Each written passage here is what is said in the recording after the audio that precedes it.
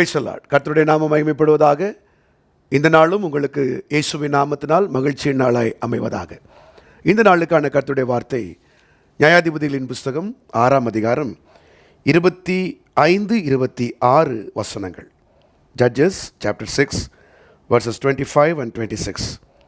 அன்று ராத்திரியிலே கர்த்தர் அவனை நோக்கி, நீ உன் தகப்பனுக்கு இருக்கிற காளைகளில் 7 வயதான 2ஆம் காளையை கொண்டு போய் உன் தகப்பனுக்கு இருக்கிற பாகாலின் பலிபீடத்தை தகர்த்து அதன் அருகே இருக்கிற தோப்பை வெட்டி போட்டு இந்த கற்பாறை உச்சியிலே பாங்கான ஒரு இடத்தில் உன் தேவனாகிய கர்த்தருக்கு ஒரு பலிபீடத்தை கட்டி அந்த 2ஆம் காளையை கொண்டு வந்து அதை நீ வெட்டி போட்ட தோப்பினுடைய கட்டை விறகுகளின் மேல் சர்வாங்க தகனமாக பலியிட கடவாய் என்றார். கர்த்தருடைய நாமம் மகிமைப்படுவதாக.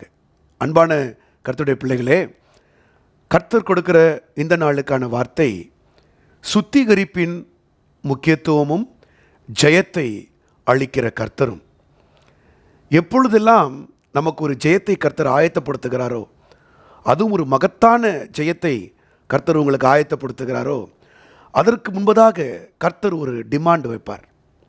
இந்த நாளிலே ஆண்டவர் உங்களுக்கு கொடுக்குற ஒரு மகத்தான ஜெயத்திற்காய் கர்த்தரை ஸ்தோத்திரியுங்கள்.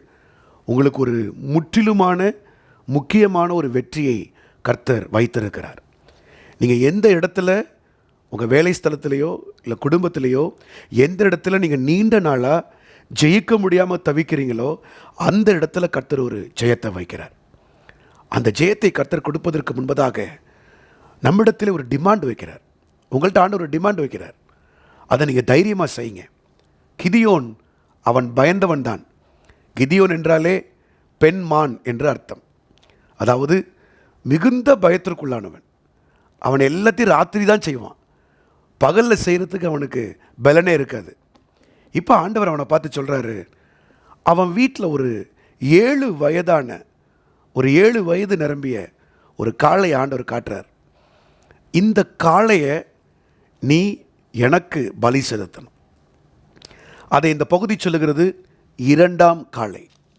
அதாவது பாகாலுக்கு அவங்க அப்பா, கிதியோனுடைய அப்பா, காளையை பலி செலுத்துவதற்காக வச்சிருக்கிறார். அதில் 2 காளை வைக்கிறார்.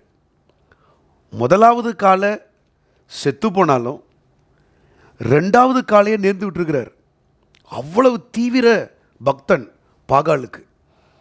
அந்த அளவுக்கு விக்கிரகம் அந்த வீட்டில் அவ்வளோ ஒரு முக்கியமான பகுதியை எடுத்திருக்கு. இப்போ அவருடைய பையன் கிதியோன், இவனுக்கு ஜெயத்தை கொடுக்கறதுக்கு ஆண்டவர் சொல்கிறாரு, உங்கள் அப்பா எப்படி அந்த பாகாலுக்கு 2ஆவது காளையை ஆயத்தப்படுத்தியிருக்கிறாரோ அந்த காளையை சப்ஸ்டிடியூட்டாக வச்சுருக்கிறார்ல, ஒன்று போனாலும் இன்னொன்று வச்சுருக்கிறார் பாரு, அந்த 2ஆம் காளையை எடுத்துகிட்டு வா, அதை எனக்கு சர்வாங்க தகன பலியாயிடு. கிதியோனுக்கு எப்படி இருக்கும்? எப்படி இருந்தது? அந்த ஊரே பாகாலை வழிபடும்போது ஒருவனாக ஆண்டவர் சொல்லிட்டார், நீ இதை செஞ்சாதான்ப்பா உனக்கு நான் பெரிய ஜெயத்தை வச்சுருக்கிறேன். இந்த நாட்களிலும் நம்மை சுற்றி இருக்கிற சமுதாயம், நம்மை சுற்றி இருக்கிறதான இனஜன பந்துக்கள், அயலகத்தார், மற்றவர்கள் செய்யாத சில சுத்திகரிப்பை கர்த்தர் நம்மகிட்ட டிமாண்ட் பண்ணுவார். இதை கர்த்தருக்காக நீங்கள் செய்வீங்களா? இந்த காலவேளையில் உங்களோடு கூட கர்த்தர் பேசிகிட்டு இருக்கிறார். உங்கள் வீடுகளில், உங்கள் குடும்பத்தில் மற்றவர்கள் செய்யாத சுத்திகரிப்பை தேவனுக்காக நீங்கள் தைரியமாக செய்யுங்க. தைரியமாக அதை விடுங்க. மனுஷருக்கு பயப்படும் பயம் கண்ணியை வருவிக்கும். அதுக்கு நம்ம இணைந்து போகாமல் கர்த்தருக்காக நீங்கள் வைராக்கியம் பாராட்டுவீங்கன்னா கர்த்தர் உங்களுக்கு ஒரு மிகப்பெரிய வெற்றியை வைத்திருக்கிறார். கிதியோன் செய்தது என்ன? அந்த 2ஆம் காளையை எடுத்தான். ராத்திரி தான் செய்கிறான். பகலில் செய்ய அவனுக்கு தைரியம் இல்லை, ஆனாலும் செய்கிறான். அந்த காளையை வெட்டினான். ஆண்டவருக்கு சர்வாங்க தகன பலியாக கொடுத்தான்.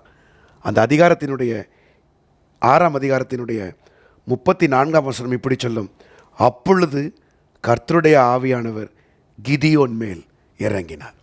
Praise the Lord. ஆவியானவர் இது வரைக்கும் இறங்கலை. ஆவியானவர் எங்கேயோ அங்கே விடுதலை உண்டு.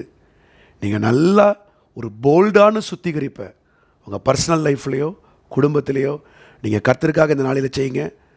ஆவியானவர் உங்கள் மீது இறங்குவார். ஆவியானவர் இறங்கிட்டார்னாலே அங்கே உங்களுக்கு ஜெயம் உண்டு. எந்த இடத்துல நீங்கள் தடுமாறிட்டு இருக்கீங்களோ இன்றைக்கு கர்த்தர் உங்களுக்கு வெற்றி வைக்கிறார். சகோதரனே, சகோதரியே, தொய்வில்லாமல் தைரியமாய் அந்த காரியத்தை செய்யுங்க. கர்த்தருக்காக விடுங்க. மனுஷன் என்ன சொல்லுவான், என் உறவு போயிடுமே, என் குடும்பம் போயிடுமேன்னு யோசிக்காதீங்க. உறவும் போகாது, குடும்பமும் போகாது. அதை கர்த்தர் காப்பாற்றுவார். ஆனால் நீங்கள் எடுக்கிற அந்த போல்டான ஸ்டெப்பு, சுத்திகரிப்புக்கான போல்டான ஸ்டெப்பு கர்த்தருக்காக எடுக்கும்போது ஆவியானவர் உங்களுக்காக கொடியேற்றுவார். செய்வோமா? ஜெபிப்போமா?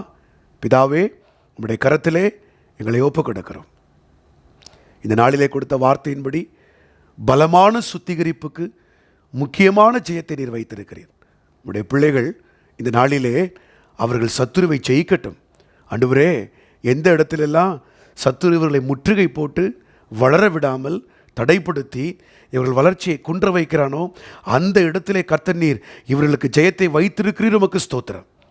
அதற்காக உம்முடைய பிள்ளைகள் தங்களை அர்ப்பணிக்கட்டும். ஆண்டவரே, ஒரு போல்டு டிசிஷன், ஒரு தைரியமான முடிவை மனிதர்கள் என்று பார்க்காமல், சொந்தங்கள் உறவுகள் என்று பார்க்காமல் தங்களை வேறு பிரித்து கொண்டு கிதியோனைப் போல இந்த 2ஆம் காளையை அவன் சந்து சந்தாக வெட்டி சர்வ அங்க தகனபலியாய் உமக்கு ஒப்பு கொடுத்தது போல இவர்களும் அதை போல்டாக செய்யட்டும்.